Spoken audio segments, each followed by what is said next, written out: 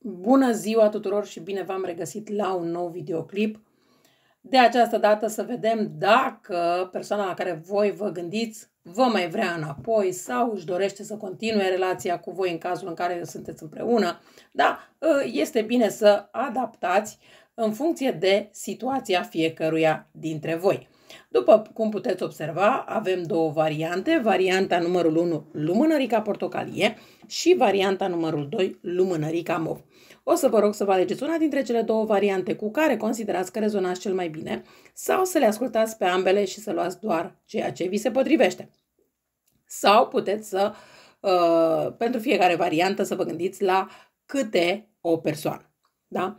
Ok, dar hai să începem cu prima variantă și anume lumânărica portocalie. Să vedem dacă persoana la care voi vă gândiți vă mai vrea înapoi sau nu. Hai să vedem. Vă mai vrea înapoi această persoană? Da sau nu?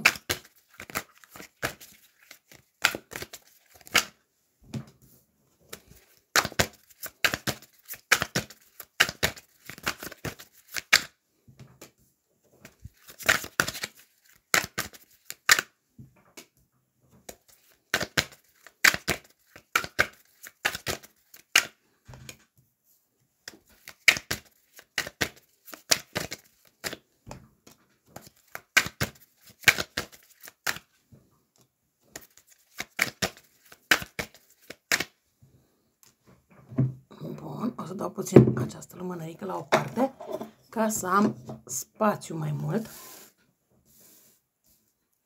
ca să așez toate cărțile. Ok.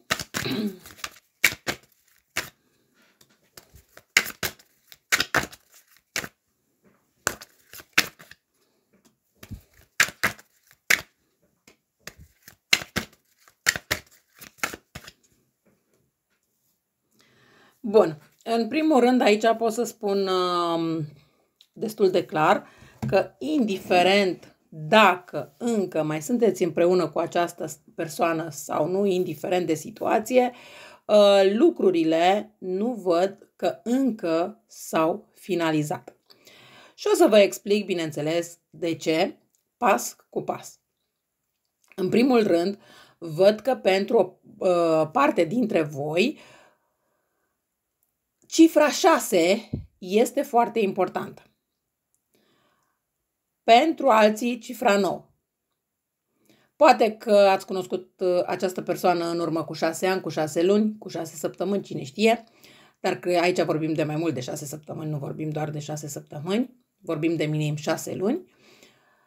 Sau poate v-ați cunoscut într-o zi de 6, da? Pentru fiecare dintre voi este bine să vă gândiți ce reprezintă cifra 6 în relația voastră și să adaptați în funcție de asta.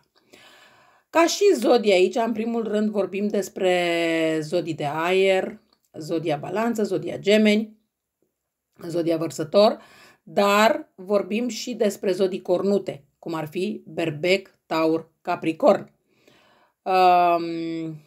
Posibil chiar în unele situații să fie vorba și de zodia săgetător, dar în prea puține situații. Bun. Ideea este că este o persoană destul de duală. Este o persoană la care nu știți la ce să vă așteptați, de la care nu știți la ce să vă așteptați. De ce? Pentru că este acel gen de persoană care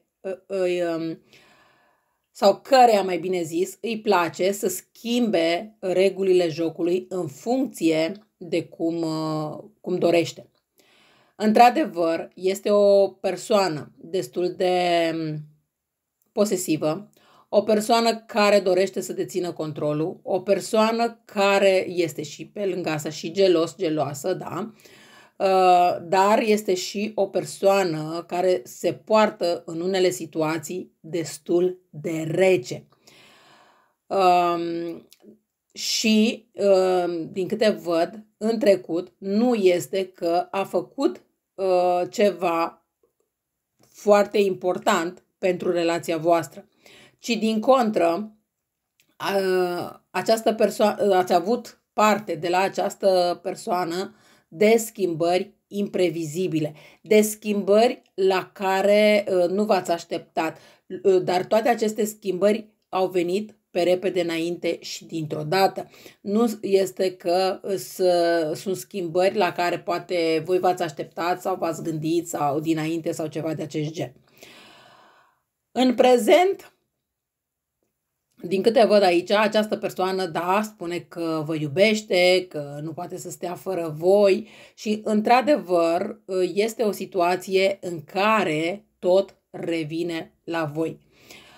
Pe lângă asta, această persoană a avut grijă să vă atragă de partea sa destul de mult. A avut grijă să deveniți codependentă de el sau de ea. Codependentă, da? Eu am mai spus, dacă sunteți bărbați, vă gândiți la femei, dacă sunteți femei, vă gândiți la bărbați sau, poate, dacă vreți, la persoane de același sex, nu vă oprește nimeni, fiecare se gândește la cine dorește. Este o etalare generală, nu personală, deci nu este valabil pentru toată lumea aceeași situație. Bun. Prezentul pentru voi în acest moment poate că pare un prezent în care visați cu ochii deschiși, în care aveți impresia că această persoană, dacă vă vrea înapoi, va face anumite schimbări în viața sa. În unele situații, această persoană este posibil chiar să consume alcool. Este posibil ca voi să-i fi spus: dacă te lași de băut, continuăm relația. Dacă nu, nu. Sau ceva de acest gen. Și pe moment, această persoană să vă fi dat impresia că, indiferent la ce viciu i-ați spus să renunțe, va renunța de dragul vostru. Însă, realitatea este cu totul alta, pentru că în viitor această persoană nu văd să renunțe la acest viciu. Voi vă va fi mai bine singure decât cu această persoană, însă să știți că această persoană tot va reveni la voi. Nu este o persoană care să nu mai revină, doar că acel gen de persoană care vă impune și vouă propriile limite, dar își impune și lui propriile limite. Dar ideea este că în viitor această persoană o să vă spună ceva de genul: dacă mă vrei așa cum sunt, bine, dacă nu, lasă-mă în pace, sau tot această persoană va face pe cocoșul. Voi sunteți persoane care vă doriți siguranță, sunteți persoane practice, însă cealaltă persoană este o persoană destul de rece și extrem de lent sau lentă și chiar stagnantă în a face pași în plus în relație. Din punctul meu de vedere, chiar dacă în acest moment această persoană face anumite lucruri care oarecum încearcă să îmbunătățească lucrurile, sunt doar lucruri pe moment. De ce? Pentru că în viitor această relație până la urmă se va finaliza, iar acolo unde această relație nu se va finaliza pentru că voi nu faceți pașii necesari din timp, această persoană își va impune propriile reguli și vă va impune și vouă propriile limite. Adică poate să se ajungă până în punctul în care îți spune: ai voie să mergi numai până la serviciu, dar la ora X să fii acasă. Da? Și voi veți trăi o astfel de situație și o astfel de viață alături de această persoană. Chiar dacă pe undeva vă place compania acestei persoane în anumite momente și poate că această persoană, în unele situații, nu în toate, poate că vă asigură și un confort material. Dar indiferent de confortul care vi-l oferă această persoană, nimeni nu cred că merită să trăiască o astfel de situație unde să îi se impună anumite limite. Bineînțeles că Până la urmă veți ieși din situația asta, dar ideea este că trebuie să cumva să deschideți suficient de tare ochii ca să puteți să depășiți aceste situații. Însă, să revenim la etalare, la ceea ce se întâmplă în prezent. Această persoană, dacă vă întrebați dacă vă mai vrea înapoi, da, în acest moment, această persoană, și întotdeauna nu e problema numai de acum, această persoană, da, vă vrea înapoi. Dar, pentru că aici există un dar, dacă așteptați ca această persoană să-și calce pe orgoliu, dacă așteptați ca această persoană să facă anumite schimbări, să știți că nu le va face. Și dacă face anumite schimbări, le face, dar le face de moment. Pentru că această persoană este acel gen de persoană care consideră că are dreptate, indiferent dacă are sau nu are. Nu este acel gen de persoană care să analizeze lucrurile, să vadă dacă într-adevăr a greșit sau nu. Analizează tot ce se face, dar analizează cumva în defavoarea celelalte persoane, nu în defavoarea sa, chiar dacă a greșit el sau ea. Da? Deci concluzia este, te vrea înapoi, dar nu își calcă pe orgoliu. Bun, cam astea au fost informațiile pentru voi, cei de la prima variantă, și voi trece la varianta cu numărul 2, și anume lumânărica mov. Hai să vedem dacă și la voi această persoană la care v-ați gândit vă vrea înapoi sau nu.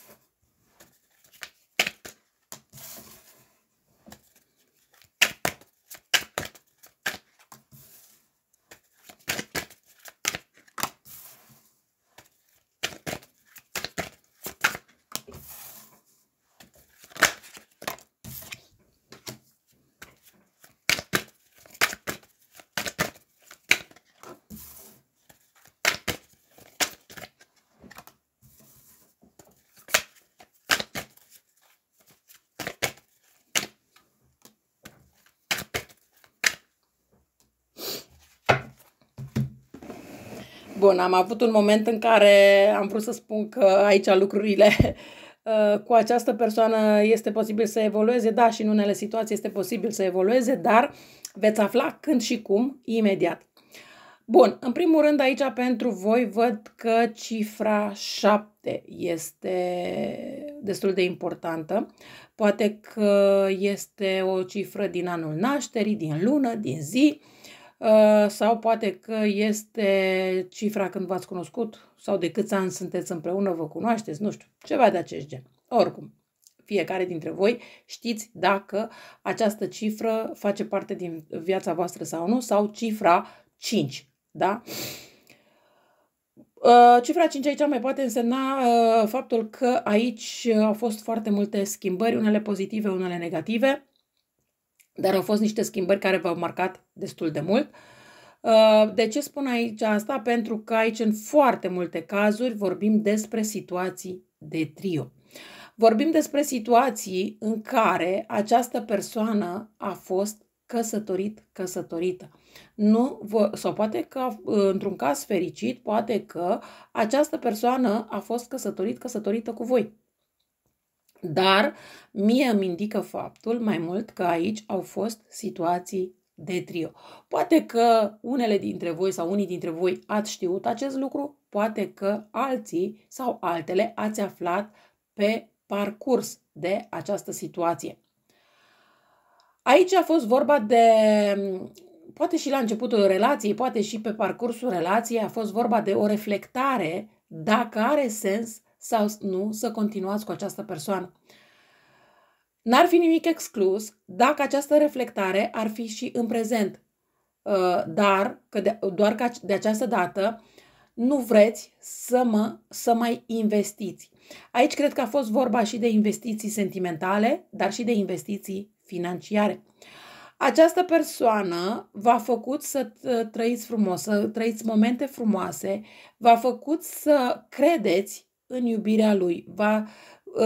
N-ar fi nimic exclus dacă această persoană, la început, s-a victimizat în fața voastră, dar mai apoi și-a arătat arama pe față. Este o gen de persoană care dorește să dețină controlul. Este genul de persoană care bate cu pumnul în masă ca toată lumea să facă cum vrea el.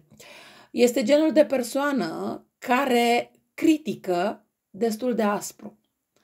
Este genul de persoană care uneori, într-adevăr, poate că analizează situația, dar în alte cazuri nu analizează. Aici, între voi și această persoană, sunt destul de mulți factori care vă despart. Pot fi factori religioși, pot fi financiari, educaționali, da?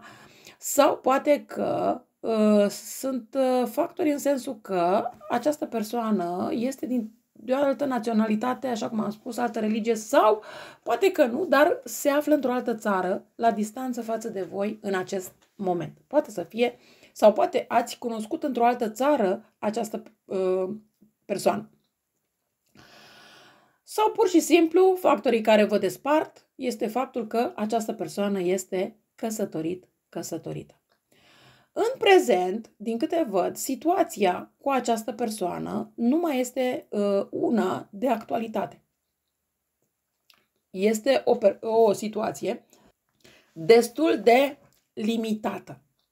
Aș putea să spun aici inclusiv faptul că este limitată inclusiv în convorbiri. Poate că din când în când, într-adevăr, mai discutați cu această persoană, poate mai vorbiți, poate mai, nu știu, poate vă mai dați un bună dimineața, dar sunt destul de limitate convorbirile cu această persoană. Bineînțeles că această persoană nu vă comunică tot ceea ce are de comunicat. Are foarte multe lucruri pe care nu vi le comunică în acest moment. Este posibil ca și în această perioadă, așa cum face această persoană de obicei, să se poarte destul de rece, dar în același timp să vă dea impresia că își dorește siguranță alături de voi. Această persoană, în unele situații, acționează destul de rapid, în sensul că acționează destul de rapid să ia legătura cu voi, dar în același timp acționează destul de rapid în a dispărea din viața voastră, da? Deci, nu este o persoană pe care voi să vă puteți baza. În acest moment, voi văd că sunteți foarte bine fără această persoană. Poate că unii dintre voi v-ați îndreptat, sau unele dintre voi, v-ați îndreptat atenția spre o altă persoană. Chiar dacă sunteți singure, chiar dacă sunteți în compania altei persoane, viața este mult mai frumoasă pentru voi acum, în acest moment. Însă, gândul încă vă mai zboară la această persoană, iar în momentul în care vă gândiți la această persoană, cumva vă întristați și întrebați, oare de ce s-a purtat așa? De ce a făcut foarte multe promisiuni și nu s-a ținut de ele? De ce mi-a promis că face nu știu ce și n-a făcut? De ce... sau care a fost scopul pentru care a apărut în viața voastră, da? Deci vă puneți tot felul de întrebări. Întrebări la care în acest moment nu aveți răspuns.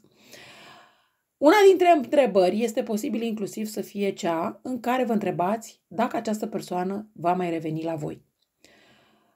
Cumva, relația dintre voi și această persoană a fost una în care vouă va da foarte multă încredere și ați crezut că este posibil chiar să ajungeți la căsătorie cu această persoană, ca ajungeți la stabilitate cu această persoană. Însă lucrurile nu au stat așa. În viitor, această persoană într-adevăr revine la voi. Revine la voi pentru că nu vrea să stea fără voi. Doar că aici trebuie să fiți atente la situație. De ce?